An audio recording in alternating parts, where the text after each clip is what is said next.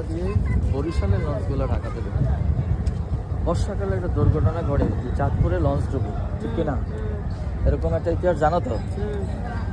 এই জায়গা থেকে যে স্রোত আসে এইখানে এসে লঞ্চটা ডুবে যায় এই বরাবর। হ্যাঁ, আচ্ছা, বাঁচতে পারে তো তোমার কথা। এই সামনের নদীটার নাম হচ্ছে ডাকাতিয়া নদী। এখানে লঞ্চটা পড়ার পর আর এই লঞ্চটা খুঁজে পাওয়া যায় না। কেন? লঞ্চটাই খুঁজে পাবা না।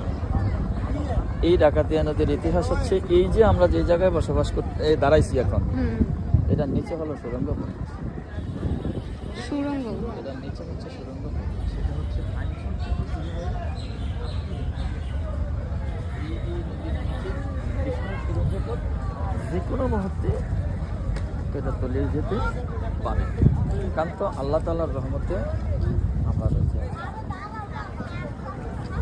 এটার নিচে, এই নদীর নিচে দিয়ে সুরঙ্গ পথ।